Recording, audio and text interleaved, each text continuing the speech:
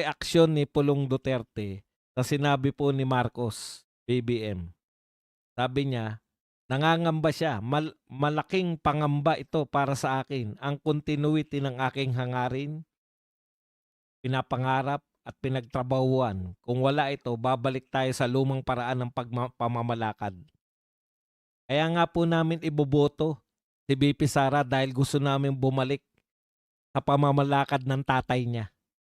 Dahil wala kaming nakita sa pamamalakad mo.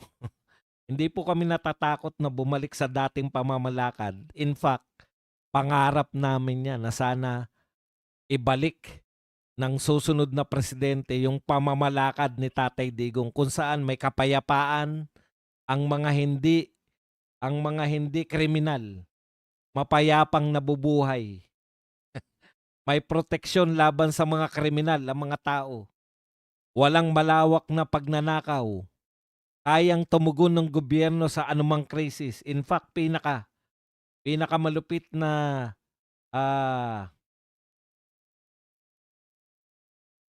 na krisis na inabot ng mundo panahon ni Tatay Digong. Yan po yung pandemya. Pero kinaya natin dahil hindi po kami natatakot na bumalik tayo sa dati. In fact, pangarap po namin yan, Mr. President. Para namang may legacy talaga kayo. Si Antecler nga na andaldal na, hindi pa masagot kung ano yung legacy mo. 'Di ba? Hindi po tayo nawawalan ng pag-asa. Talaga namang si BP Sara. Ito naman po ang sagot. Mr. President, ito po sagot sa iyo ni Pulong. Ang iyong legasiya, kasi hindi masagot ni Antecler kung ano talaga yung legasiya mo.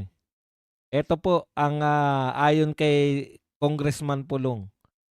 Ang iyong legasiya ay korupsyon, kahinaan, kawalan ng kakayahang tugunan ng simpleng problema ng bawat Pilipino at ang pagiging nag-iisang bangag na pangulo. Grabe na.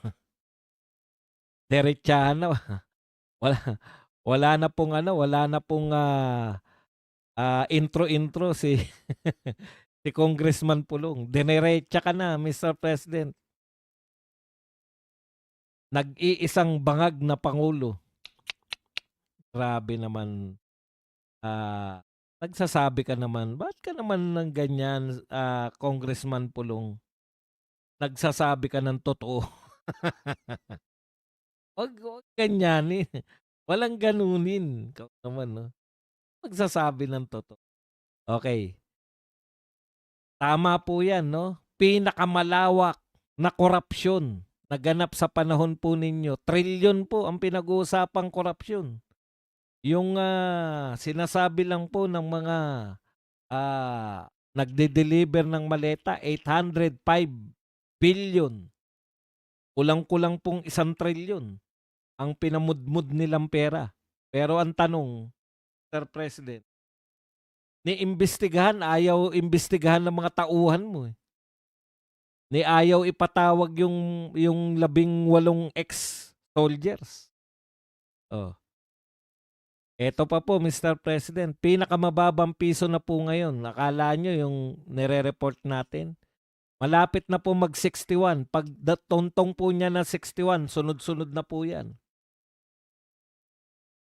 60.77. 75 ba? Basta 60.7. Konti na lang, 61 na. Pag tumuntong yan ng 61, haantay naman natin 62. 63, 64, 65. Yan ang legacy mo, Mr. President.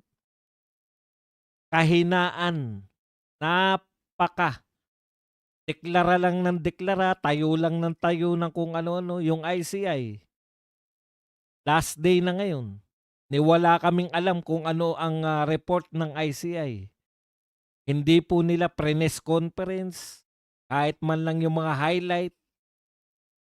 Humihingi nga Congressman Libiste. Wala, hindi po pinagbigyan. Mr. President, ang legasiya nyo ay kahinaan sa pagtugon ng simpleng problema ng bawat Pilipino. Simple lang po yung mga problema dumating sa inyo. Kada may darating na problema, ang bigat sa kalooban. Kung ano-anong solusyon. Magbebenta ng kung ano, nagbenta ng kung ano-ano, daming binenta. Ginto, sabay-sabay binenta last year kasi mag-eleksyon. Nagbenta na sangkatutak na ginto. Nagbenta ng mga lupain. Kumuha ng pera sa PDIC, 117 billion. Na hindi namin alam kung saan napunta lahat. Pinakamalaking utang. Yan ang ligasiya mo, Mr. President. Pinakamalaking utang, pinakamababang piso, pinakamalaking korupsyon. Grabe.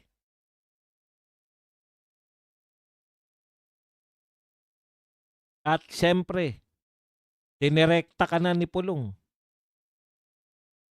Ikaw ang nag-iisang ngagba na Pangulo. Wala pa pong nabalitaan.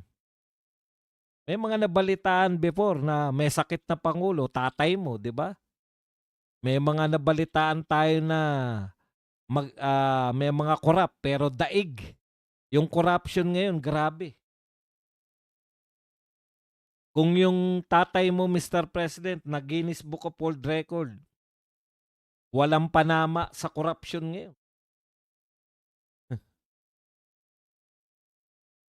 Namamana. Okay. Maraming salamat, Congressman Pulong, sa pagpapaalala sa amin na yan ang legacy.